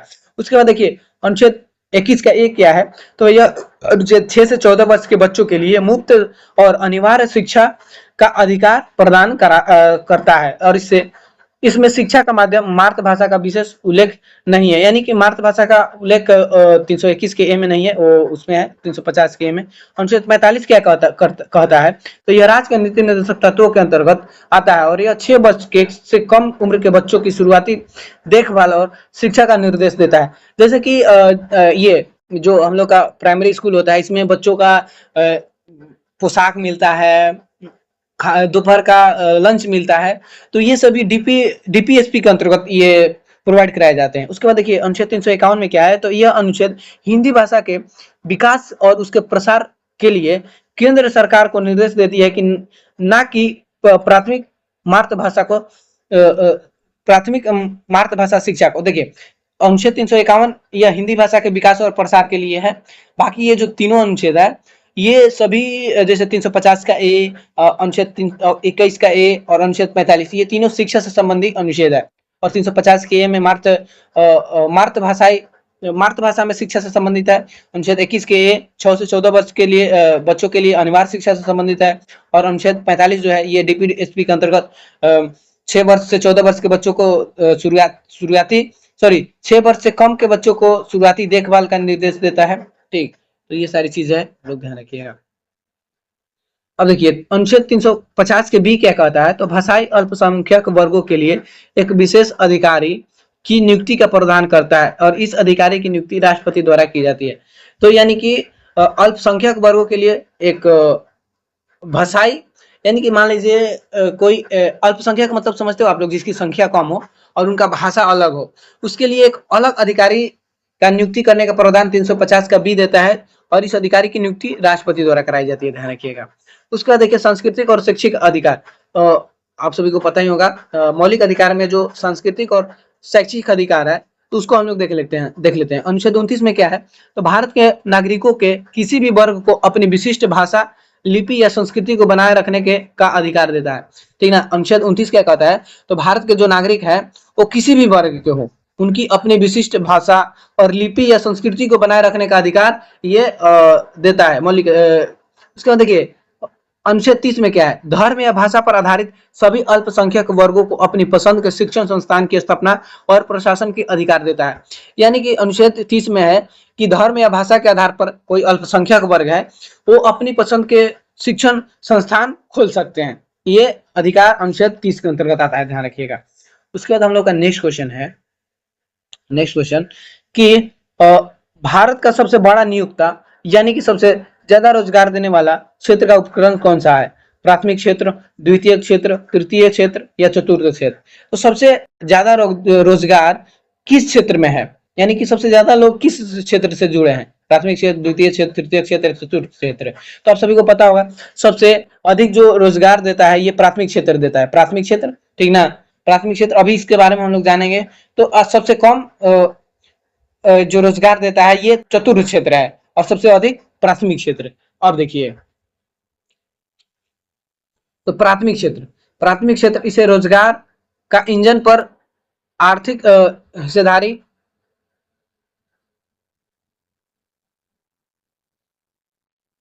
आइए इधर पहले देखते हैं। प्राकृतिक संसाधनों का सीधा उपयोग जैसे खेती, डायरी, खनन। देखिए प्राथमिक क्षेत्र के अंतर्गत क्या क्या आता है, तो कृषि, डायरी जो कि दूध उत्पादन, और जो खनन होता है खनिजों का, ये सभी प्राथमिक क्षेत्र के अंतर्गत आते हैं। और यह देश के लगभग आधी आबादी को आजीविका देता है, यानी कि रोजगार देता है। तकनीकी और आधुनिक कल्टीवेशन की कमी के कारण इसका जीडीपी में योगदान सबसे कम है। तो देखिए प्राथमिक क्षेत्र भले ही आजीविका मतलब कि देश की आधी आधी आबादी को आजीविका देता है, लेकिन इसका जीडीपी में बहुत ही कम योगदान है। इसमें प्रचंड बेरोजगारी बड़े पैमाने पर पाई जाती है, जहां जरूरत से ज्यादा लोग एक ही खेत में काम कर रहे होते हैं। जैसे कि गांव में क्या होता है कि एक परिवार के लोग हैं, वो मान लीजिए कोई खेत में काम कर रहे हैं, मान लीजिए वहां पर 2 लोगों की आवश्यकता है, लेकिन घर में इतने सारे लोग हैं कि वहां पर सभी लगे हुए हैं। तो इसी को प्रचंड बेरोजगारी कहा जाता है, ठीक ना, कि आवश्यकता से अधिक लोग काम कर रहे हो। उसके बाद देखिए द्वितीय क्षेत्र, द्वितीय क्षेत्र ये औद्योगिक ऋण, यानी कि ये उद्योग क्षेत्र के अंतर्गत आता है द्वितीय क्षेत्र। इसमें प्राथमिक क्षेत्र से प्राप्त कच्चे माल को मूल्यवान उत्पादन में बदलना, जैसे गन्ने से चीनी का बनना, कपास से कपड़े बनना। तो देखिए जो प्राथमिक क्षेत्र से चीजें प्राप्त होती है, जैसे कृषि से कपास प्राप्त हुआ, डायरी से दूध प्राप्त हुआ, तो दूध से जो मिठाई बना वो आ जाएगा द्वितीय क्षेत्र में अंतर्गत, ठीक ना। कपास से जो कपड़ा बना वो द्वितीय क्षेत्र के अंतर्गत आ जाएगा, ठीक ना। तो उद्योग क्षेत्र जो है ये द्वितीय क्षेत्र को कहा जाता है। तृतीय क्षेत्र क्या है, तो ये इसको आर्थिक विकास का मुख्य ड्राइवर, यानी कि जो ये सेवा क्षेत्र, देखिए सर्विस सेक्टर भी लिखा है, तृतीय क्षेत्र को सेवा क्षेत्र भी कहा जाता है। इसमें क्या होता है, तो यह क्षेत्र किसी वस्तु का उत्पादन नहीं करता बल्कि सेवाओं का सृजन करता है, जैसे सॉफ्टवेयर विकास, टेलीकॉम, बैंकिंग, ठीक ना। तो तृतीय क्षेत्र के अंतर्गत जिससे कि जनता को सेवा मिल सके, ठीक ना, जनता को जिस भी माध्यम से सेवा मिलता है वो सभी तृतीय क्षेत्र के अंतर्गत आते हैं। तो ध्यान ये रखिएगा कि तृतीय क्षेत्र को सेवा क्षेत्र भी कहा जाता है। चलिए नेक्स्ट क्वेश्चन है हम लोग का कि नाबार्ड में वर्तमान समय में भारत सरकार की हिस्सेदारी कितने प्रतिशत है। नाबार्ड जो ये कृषि बैंक इसको कहा जाता है, इसमें भारत सरकार की हिस्सेदारी कितने प्रतिशत है, 51%, 74%, 99% या फिर 100%। तो देखिए वर्तमान समय में नाबार्ड में भारत सरकार की जो हिस्सेदारी है ये 100% है, ठीक ना। पहले 100% नहीं था, इसमें हिस्सेदारी आरबीआई का भी था, लेकिन अभी वर्तमान में पूरी तरह से भारत सरकार की इसमें ये हिस्सेदारी है। उसके बाद देखिए अब नाबार्ड से संबंधित सारी चीज हम लोग देख लेते हैं। नाबार्ड, इसकी स्थापना 12 जुलाई 1982 को नाबार्ड एक्ट 1981 के तहत की गई, ठीक ना। कब इसकी स्थापना हुआ था, तो 12 जुलाई 1982 को स्थापना इसका पूछ लेता है, ध्यान रखिएगा आप लोग। इसकी स्थापना शिवरामन समिति के सिफारिश पर की गई थी, ठीक ना। इसकी स्थापना किस समिति पर के सिफारिश पर हुआ था, शिवरामन समिति के सिफारिश पर। और इसका मुख्यालय मुंबई महाराष्ट्र में स्थित है। नाबार्ड का मुख्यालय कहाँ पर है, तो नाबार्ड मुंबई महाराष्ट्र में है। यह ग्रामीण क्षेत्रों में कृषि, कुटीर उद्योग, लघु उद्योग और हस्तशिल्प को बढ़ावा देने के लिए शीर्ष पूर्णवर्ती संस्था है, ध्यान रखिएगा। ये कृषि, लघु उद्योग, कुटीर उद्योग में क्या करता है, उसको बढ़ावा देने के लिए ये काम करता है। अब देखिए 2019 में रिजर्व बैंक ऑफ इंडिया यानी कि आरबीआई ने अपनी बची हुई सारी हिस्सेदारी भारत सरकार को बेच दी थी। तब नाबार्ड पूरी तरह से भारत सरकार के पूर्ण स्वामित्व वाला संस्थान बन चुका है, यानी कि 2019 में ही जो आरबीआई का हिस्सेदारी था वो पूरी भारत सरकार को बेच दी थी। देखिए किसान क्रेडिट कार्ड योजना को डिजाइन करने और ग्रामीण बुनियादी ढांचा विकास कोष के प्रबंध में इसकी मुख्य भूमिका होती है। जो किसान क्रेडिट कार्ड आप लोग सुने होंगे, इसका डिजाइन कौन करता है, तो ये नाबार्ड ही करता है। उसके तहत लोन प्रोवाइड कराया जाता है, तो वो सारी चीजें नाबार्ड के अंतर्गत आता है। हम लोग का नेक्स्ट क्वेश्चन है, और भारत में राष्ट्रीय सांख्यिकी आयोग की स्थापना किस वर्ष हुई थी। भारत में राष्ट्रीय आयोग सांख्यिकी आयोग की स्थापना किस वर्ष हुई थी, बताइए। 2000 में हुआ था, 2002 में हुआ था, 2005 में हुआ था, 2010 में हुआ था। राष्ट्रीय सांख्यिकी आयोग की स्थापना किस वर्ष हुआ था, तो देखिए राष्ट्रीय सांख्यिकी आयोग की स्थापना 2005 में हुआ था, ध्यान रखिएगा 2005 में। और देखिए भारत सरकार द्वारा इसकी अधिसूचना 1 जून 2005 को जारी की गई थी और इस आयोग ने 12 जुलाई 2006 को औपचारिक रूप से कार्य करना शुरू किया था। ठीक है, ध्यान रखिएगा, इसकी औपचारिक अधिसूचना कब हुई थी? तो 1 जून 2005 को 1 जून 2005 को जारी की गई थी और इस आयोग ने 12 जुलाई 2006 से औपचारिक रूप से कार्य करना शुरू किया था। राष्ट्रीय सांख्यिकी आयोग, इसकी स्थापना रंगराजन आयोग की सिफारिश के आधार पर की गई थी और इस आयोग ने देश में सांख्यिकी प्राथमिकताओं और मानकों को तय करने के लिए एक स्थायी व स्वतंत्र नोडल निकाय बनाने की सुझाव दिया था। तो ध्यान रखिएगा, राष्ट्रीय सांख्यिकी आयोग की स्थापना किसकी सिफारिश पर? रंगराजन आयोग की सिफारिश पर। उसके बाद देखिए, प्रसिद्ध अर्थशास्त्री प्रोफेसर सुरेश तेंदुलकर इसके पहले अंशकालिक अध्यक्ष बने, जिन्होंने 12 जुलाई 2006 को पद ग्रहण किया था। तो पहले इसके अध्यक्ष कौन थे? तो सुरेश तेंदुलकर, प्रोफेसर सुरेश तेंदुलकर।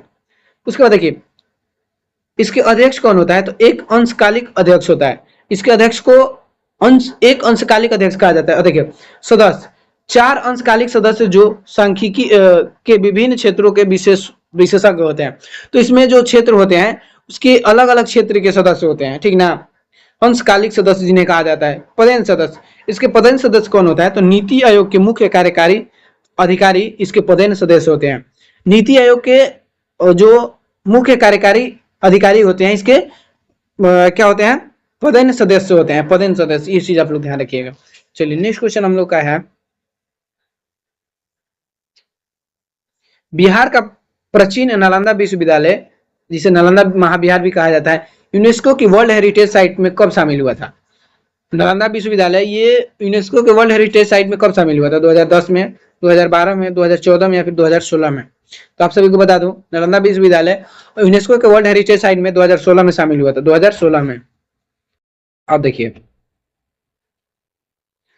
प्राचीन नालंदा विश्वविद्यालय, इसकी स्थापना 5वीं शताब्दी ईसा पूर्व में गुप्त वंश के शासक कुमार गुप्त प्रथम ने की थी। तो ध्यान रखिएगा, नालंदा विश्वविद्यालय की स्थापना कौन किया था?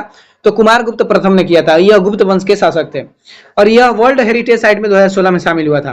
12वीं शताब्दी के अंत में लगभग 1193 ईस्वी में तुर्क आक्रमणकारी कुतुबुद्दीन ऐबक के सेनापति बख्तियार खिलजी ने नालंदा पर आक्रमण किया था। तो देखिए, इसका अंत जो किया था नालंदा विश्वविद्यालय का, आप सभी को पता ही, पहले नालंदा विश्वविद्यालय वैश्विक शिक्षा का केंद्र था और कितना लोग यहाँ पर पढ़ते थे, लेकिन बख्तियार खिलजी जो था यहाँ आक्रमण करके इसको नष्ट कर दिया था, ठीक ना, बख्तियार खिलजी। और उसने विश्वविद्यालय को पूरी तरह से नष्ट कर दिया और इसकी विशाल 9 मंजिला लाइब्रेरी, जो 9 मंजिला लाइब्रेरी था, जिसे कि धर्मगंज कहा जाता था, जिसमें कि रत्न सागर, रत्नधी और रत्न रंजक शामिल थे, कहा जाता था, धर्मगंज कहा जाता था। इसमें आप सभी को पता हो, कभी कई सालों तक आग जलता रहा था, ठीक ना। इसमें आग जो लगा दिया था बख्तियार खिलजी ने, तो कई वर्षों तक इसमें आग जलता रहा था। अब देखिए, बिहार के और जो कि इसमें शामिल है यूनेस्को में, जैसे महाबोधि मंदिर परिषद, महाबोधि मंदिर परिषद, ये बोध गया में है और इसे 2002 में यूनेस्को में शामिल किया गया था। नालंदा महाविहार पुरातात्विक अवशेष, ये तो हम लोग पढ़ ही लिए। उसके बाद देखिए, यूनेस्को के बारे में हम लोग जान लेते हैं। तो यूनेस्को की स्थापना 16 नवंबर 1945 को हुआ था। 16 नवंबर 1945 को हुआ था यूनेस्को का स्थापना। इसका मुख्यालय पेरिस फ्रांस में, इसका मुख्यालय पेरिस फ्रांस में है। महासचिव, इसके महासचिव कौन है? तो अभी ऑड्रे ओजोले अभी देखिए 2026 में ये कार्यरत है, मतलब कि वर्तमान में महासचिव ऑड्रे ओजोले हैं। इसमें सदस्य देश कितने हैं? तो 194 सदस्य देश है और 12 सहयोगी सदस्य हैं, 12 सहयोगी सदस्य देश हैं, लेकिन टोटल 194 सदस्य देश इसमें है। सांस्कृतिक स्थल, देखिए भारत में इसके सांस्कृतिक स्थल 35 है, भारत के इसमें सांस्कृतिक स्थल 35 है और प्राकृतिक स्थल 7 है। प्राकृतिक स्थल कितने हैं? तो 7 है। उसके बाद मिश्रित स्थल इसमें 1 है, जो कंचनजंगा राष्ट्रीय उद्यान, सिक्किम में जो कंचनजंगा राष्ट्रीय उद्यान है, ये मिश्रित स्थल एकमात्र भारत का है जो कि यूनेस्को में शामिल है। भारत का पहला स्थल जो यूनेस्को में शामिल हुआ था 1983 में आगरा का किला और अजंता की गुफाएं को पहली बार शामिल किया गया था। भारत में जब 1983 में आगरा के किला और अजंता की गुफाओं को पहली बार शामिल किया गया था यूनेस्को में, ध्यान रखिएगा। चलिए, नेक्स्ट क्वेश्चन है हम लोगों का कि भारत में प्रत्येक वर्ष 29 अगस्त को राष्ट्रीय खेल दिवस किसके जन्मदिन के उपलक्ष्य में मनाया जाता है?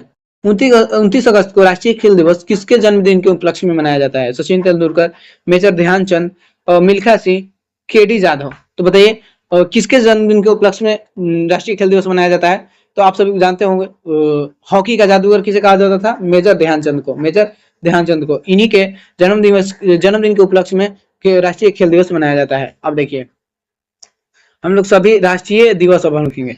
सभी राष्ट्रीय दिवस 12 जनवरी राष्ट्रीय युवा दिवस, 12 जनवरी राष्ट्रीय युवा दिवस स्वामी विवेकानंद जयंती पर। 23 जनवरी प्रक्रम दिवस नेताजी सुभाष चंद्र बोस की जयंती पर। 25 जनवरी राष्ट्रीय मतदाता दिवस। 28 जनवरी राष्ट्रीय विज्ञान दिवस रमन परमार की खोज की याद में। 24 अप्रैल राष्ट्रीय पंचायती राज दिवस। 24 अप्रैल राष्ट्रीय पंचायती राज दिवस। 11 मई राष्ट्रीय प्रौद्योगिकी दिवस पोखरण परमाणु परीक्षण के याद में। 29 जून राष्ट्रीय सांख्यिकी दिवस। 29 जून राष्ट्रीय सांख्यिकी दिवस पीसी महालनोबिस की जयंती पर। 7 अगस्त राष्ट्रीय भाला फेंक दिवस नीरज चोपड़ा इसी दिन गोल्ड मेडल प्राप्त किए थे 7 अगस्त को। 23 अगस्त को राष्ट्रीय अंतरिक्ष दिवस। 23 अगस्त को राष्ट्रीय अंतरिक्ष दिवस चंद्रयान 3 सॉफ्ट लैंडिंग किया था इसी दिन को। 29 अगस्त को राष्ट्रीय खेल दिवस मेजर ध्यानचंद की जयंती पर। 5 सितंबर को राष्ट्रीय शिक्षक दिवस डॉक्टर सर्वपल्ली राधाकृष्णन की जयंती पर। और 24 सितंबर को राष्ट्रीय हिंदी दिवस। 14 सितंबर को राष्ट्रीय हिंदी दिवस। 13 अक्टूबर को राष्ट्रीय एकता दिवस। 13 अक्टूबर को राष्ट्रीय एकता दिवस सरदार वल्लभ भाई पटेल की जयंती पर। 11 नवंबर को राष्ट्रीय शिक्षा दिवस मौलाना अबुल कलाम आजाद की जयंती पर। 15 नवंबर को जनजातीय गौरव दिवस भगवान बिरसा मुंडा जयंती पर। 15 नवंबर को जनजातीय गौरव दिवस भगवान बिरसा मुंडा जयंती पर। 26 नवंबर राष्ट्रीय संविधान दिवस। 26 नवंबर राष्ट्रीय संविधान दिवस। 25 नवंबर सुशासन दिवस। 25 दिसंबर सुशासन दिवस अटल बिहारी वाजपेयी की जयंती पर। 25 दिसंबर सुशासन दिवस ध्यान रखिएगा। चलिए नेक्स्ट क्वेश्चन पे आते हैं हम लोग।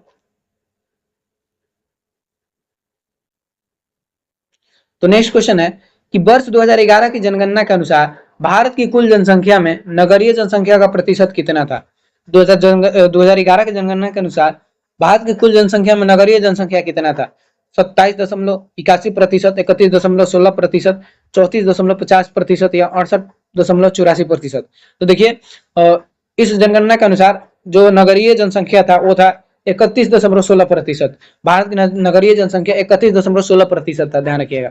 और देखिए 2011 के जनगणना के सभी रिपोर्ट आप लोग को याद करवाते हैं। तो कुल जनसंख्या 121.8 करोड़ था कुल जनसंख्या।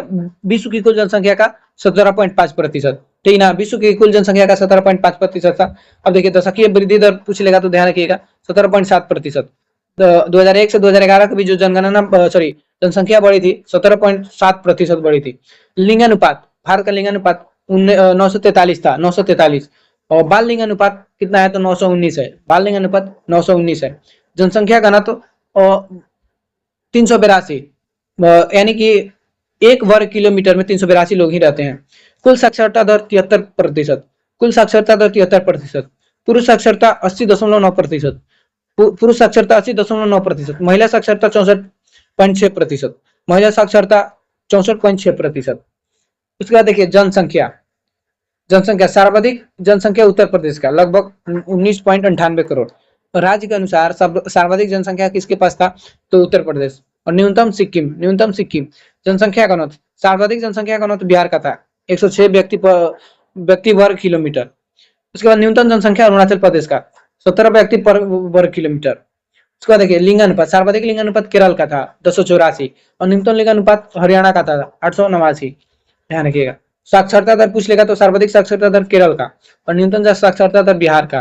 ठीक ना, सर्वाधिक साक्षरता दर केरल का, न्यूनतम बिहार का।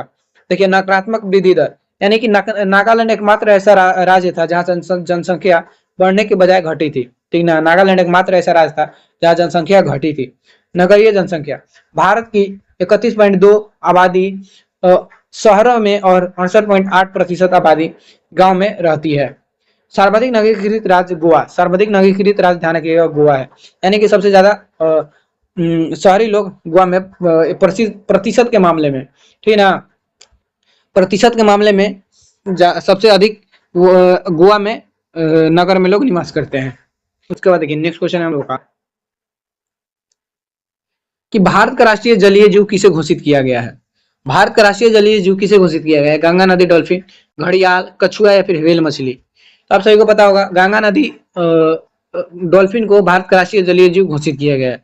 गंगा डॉल्फिन को भारत का राष्ट्रीय जलीय जीव घोषित किया गया है। अब देखिए 5 अक्टूबर 2009 को तत्कालीन प्रधानमंत्री मनमोहन सिंह की अध्यक्षता में राष्ट्रीय गंगा नदी बेसिन प्राधिकरण की बैठक में राष्ट्रीय जलीय जीव घोषित किया गया था। कब? 5 अक्टूबर 2009 को, 5 अक्टूबर 2009 को।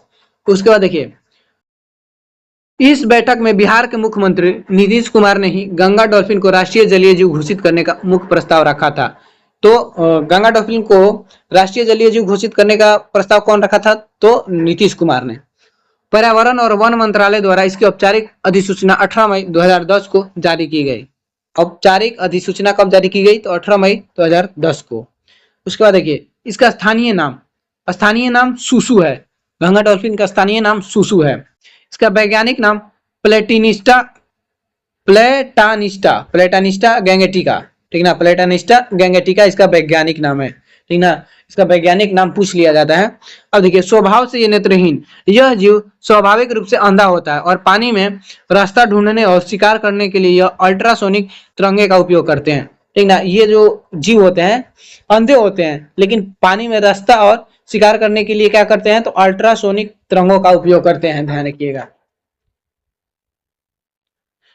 नेक्स्ट क्वेश्चन है हम लोगों का, प्रत्येक वर्ष विश्व उपभोक्ता दिवस कब मनाया जाता है? प्रत्येक वर्ष विश्व उपभोक्ता दिवस कब मनाया जाता है? 15 जनवरी, 15 मार्च, 24 दिसंबर, 10 दिसंबर। तो बताइए प्रत्येक वर्ष विश्व उपभोक्ता दिवस कब मनाया जाता है? तो आप सभी को बता दो प्रत्येक वर्ष विश्व उपभोक्ता दिवस 15 मार्च को मनाया जाता है। 15 मार्च को विश्व उपभोक्ता दिवस मनाया जाता है।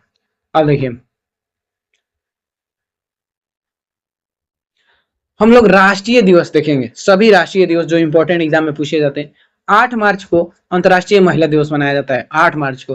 22 मार्च को विश्व जल दिवस मनाया जाता है और बिहार दिवस भी इसी दिन को मनाया जाता है। 7 अप्रैल को विश्व स्वास्थ्य दिवस मनाया जाता है।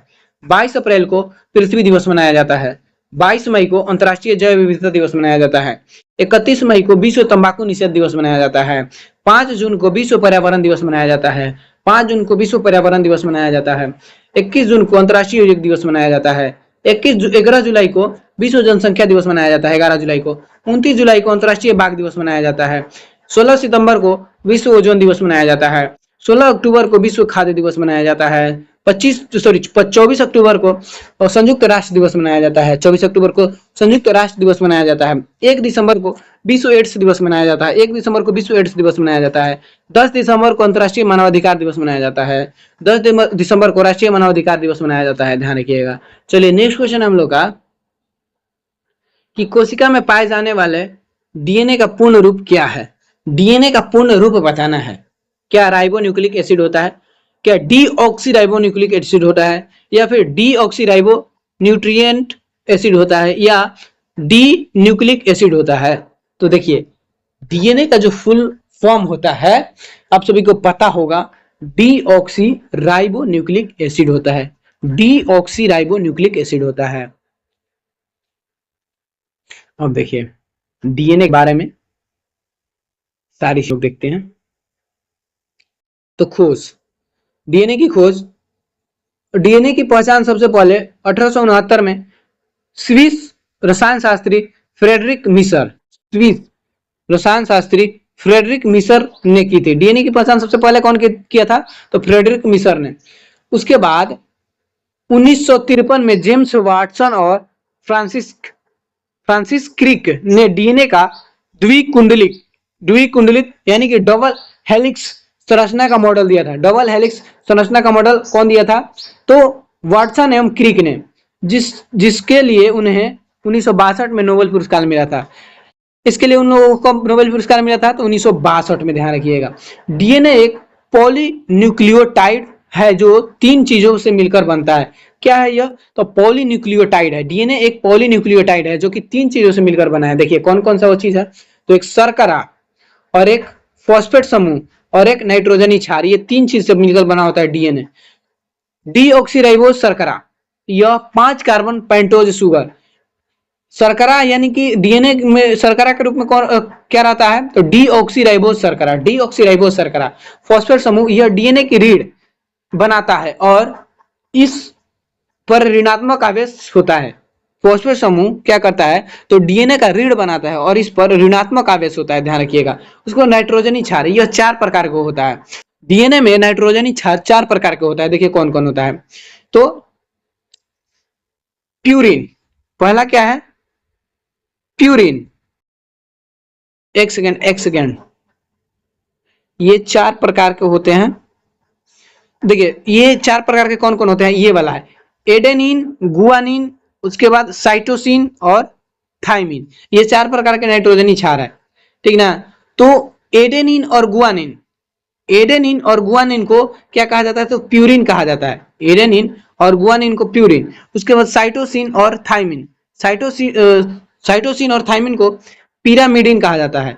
उसके बाद एडेनिन, देखिए क्षार युग्मन नियम, क्षार युग्मन नियम, एडेनिन हमेशा थाइमिन के साथ, यानी कि एडेनिन हमेशा थाइमिन के साथ 2 हाइड्रोजन बंध बनाता है। एडेनिन हमेशा थाइमिन के साथ क्या करता है, तो 2 हाइड्रोजन बंध बनाता है। और गुआनिन हमेशा साइट्रोसिन के साथ 3 हाइड्रोजन बंध बनाता है।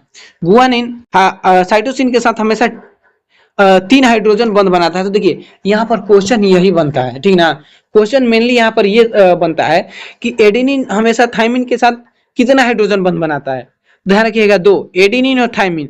और अगर पूछेगा कि गुआनिन और साइटोसिन, ये गुआनिन साइटोसिन के साथ कितना हाइड्रोजन बंध बनाता है, तो 3, ठीक ना। तो यही क्वेश्चन में यहाँ से बनता है नाइट्रोजनी क्षार से।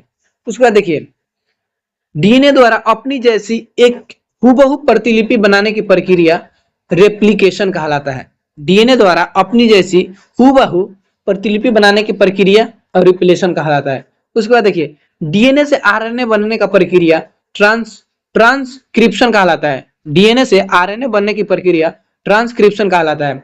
उसके बाद देखिए आरएनए से वापस डीएनए बनने की प्रक्रिया, जैसे कि एचआईवी या कोरोना वायरस में होता है, इसे रिवर्स ट्रांसक्रिप्शन कहा जाता है, ट्रांसक्रिप्शन कहा जाता है।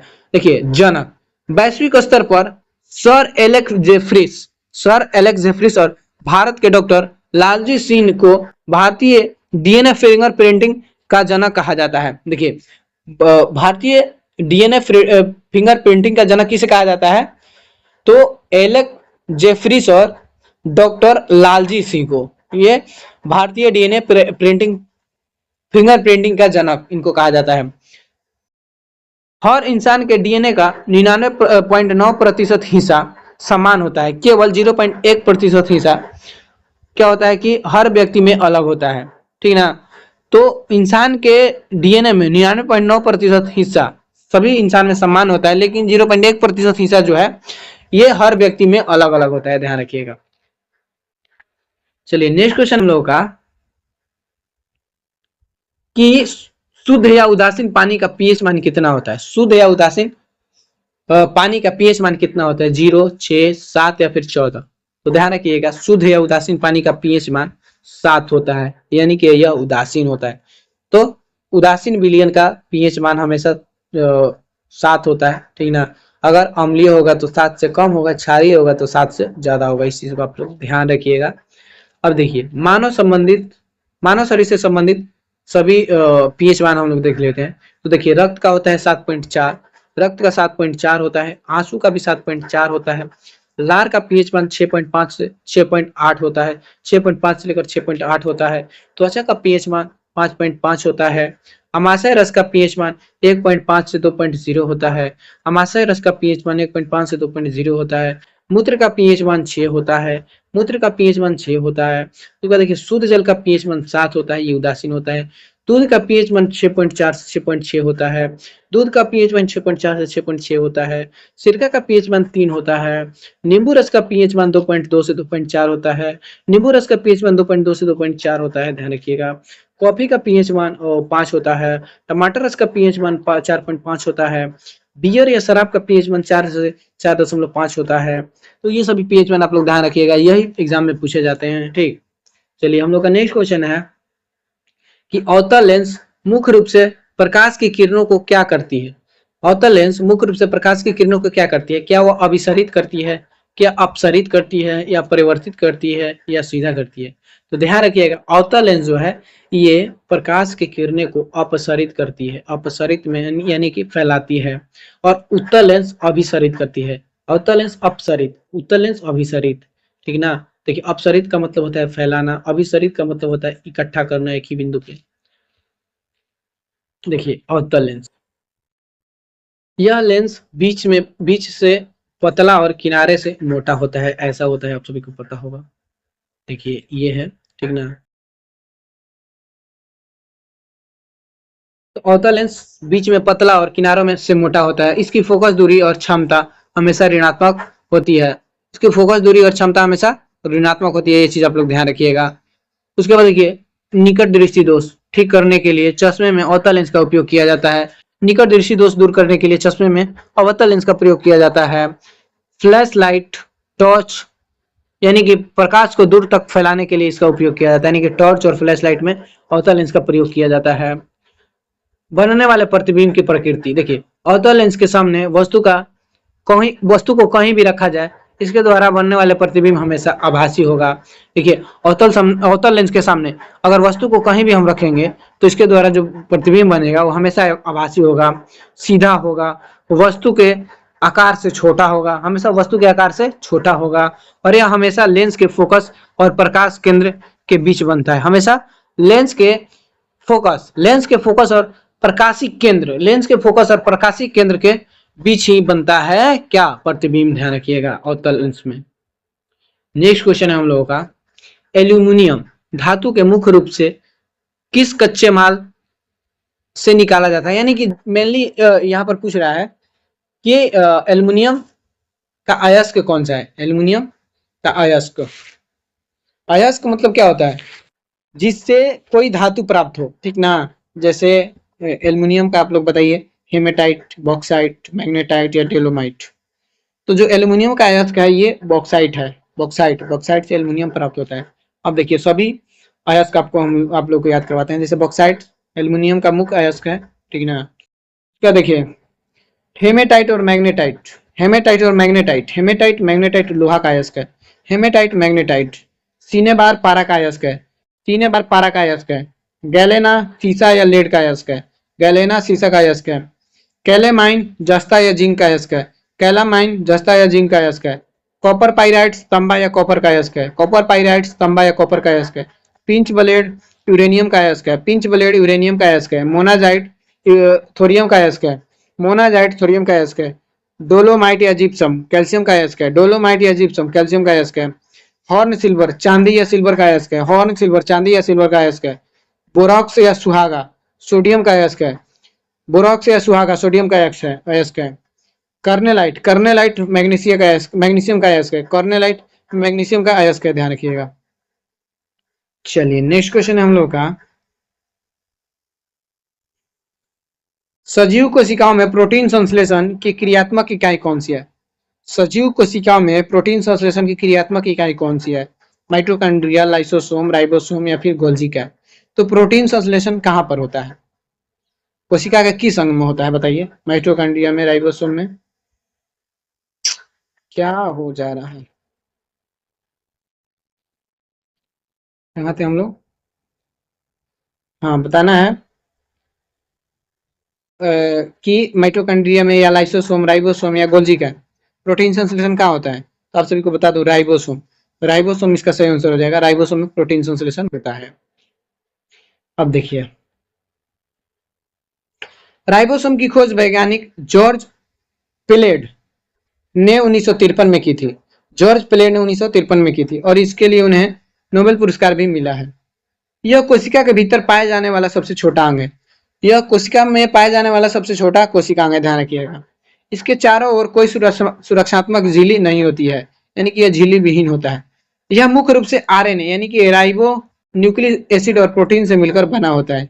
यह किससे बना होता है, तो आरएनए और प्रोटीन से मिलकर बना होता है। कौन, राइबोसोम। राइबोसोम केंद्रक से आने वाले एमआरएनए यानी कि जिसे मैसेंजर आरएनए के संदेशों को पकड़ता है। क्या करता है, तो एमआरएनए के संदेशों को पकड़ता है और टीआरएनए यानी कि ट्रांसफर आरएनए की मदद से सही एमिनो एसिड को जोड़कर प्रोटीन की चेन तैयार करता है। इस प्रक्रिया को वैज्ञानिक भाषा में ट्रांसलेशन या रूपांतरण कहते हैं। ट्रांसलेशन या रूपांतरण कहते हैं। क्या करता है, तो ये एमआरएनए के संदेशों को पकड़ता है और टीआरएनए की मदद से सही एमिनो एसिड को जोड़कर प्रोटीन की चेन तैयार करता है। इस प्रक्रिया को वैज्ञानिक भाषा में क्या कहा जाता है? ट्रांसलेशन या रूपांतरण। ध्यान रखिएगा। अब देखिए, प्रोकैरियोटिक कोशिका में 70S यानी कि छोटी राइबोसोम होता है और यूकैरियोटिक कोशिका में उससे बड़ी 80S राइबोसोम पाया जाता है। क्या देखिए, कोशिका द्रव्य में स्वतंत्र रूप से तैरता है। यह कोशिका द्रव्य में स्वतंत्र रूप से तैरता है, ठीक ना। कोशिका द्रव्य में स्वतंत्र एक सेकेंड हाँ, ठीक है। कोशिका द्रव्य में यह स्वतंत्र रूप से तैरता है और अंतःप्रवाही द्रवी जालिका की सतह पर चिपके हुए जिस एंडोप्लाज्मिक रेटिकुलम पर राइबोसोम चिपके होते हैं उसे रफ एंडोप्लाज्मिक रेटिकुलम कहते हैं और यही प्रोटीन बनाने का मुख्य केंद्र है। तो देखिए, अंतःप्रद्रावी जालिका में ही क्या है कि राइबोसोम पाया जाता है, ठीक। और एक rough endoplasmic reticulum, rough endoplasmic जो रेटिकुलम होते हैं उस पर ये क्या होते हैं? चिपके होते हैं, ठीक ना। उस पर ये चिपके होते हैं और यही प्रोटीन बनाने का मुख्य केंद्र है। ध्यान रखिएगा। अब देखिए, कुछ और कोशिकाएं हम लोग देख लेते हैं, जैसे कि माइटोकॉन्ड्रिया।